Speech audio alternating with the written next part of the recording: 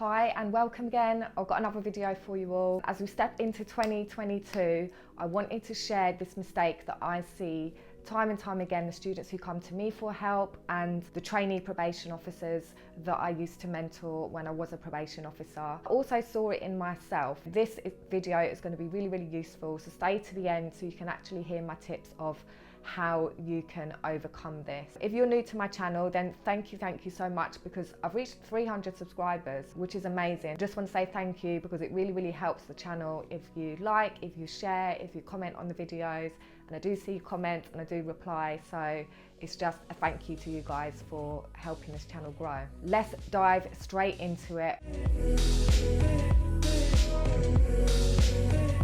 If you are doing the PQIP assessment, or you're thinking about doing the graduate scheme this year, you know, you've got graduation coming up, or maybe you're doing your masters, or maybe now that it's January, you're seriously thinking about what are your career options, or maybe you're like some of the students I work with and you're actually having a career change and you're like, okay, what do I do?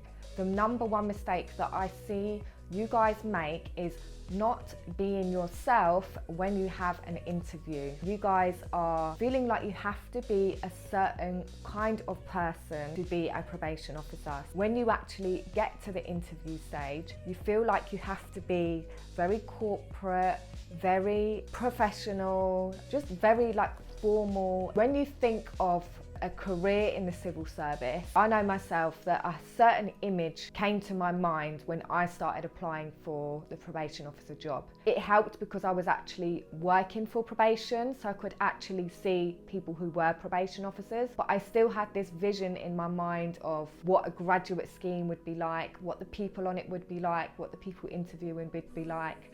And let's be honest here, when you look at places like civil service, a lot of it is white, middle class kind of background. As you go into different areas like policy making, and the higher up the chain you go, the less females there are as well. So we have to be realistic here. This is where our views of things are coming from. This is one reason why I love to share with you guys, because obviously I'm not typical white middle class female. I'm hoping that I can share another perspective for you that will just really help you build your confidence and assurance and self-esteem that you are the right person for the job. That is just one thing that I see. So another thing that I see is students might come to me, or they say to me, I feel like I need to hold back aspects of my personality. They might say, normally I'm like the joker in the room, I'm the joker out of my friends. I feel like I need to kind of hide that back.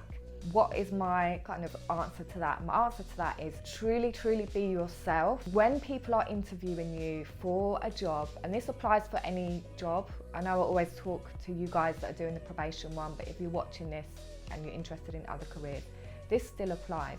When the interviewers are interviewing you for that job, they want to see not only are you good for the job in terms of your potential skills, your potential to learn, be the right person. Are you the kind of person that's, you know, easy to get on with in an office full of people? Are you going to be enjoyable to have around in the team?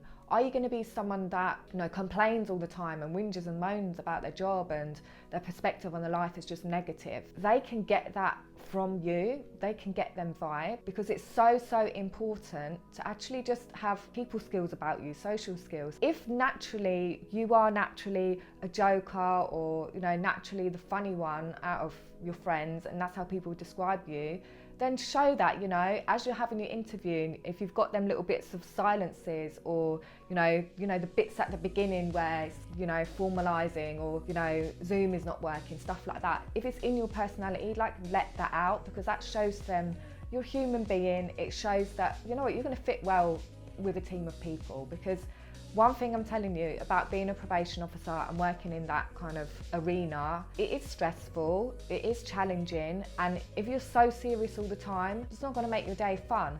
Like, there's so many characters, like I can just think of a few in my head that just make me smile when I was working there. Like, you know, you're going to get a laugh from them.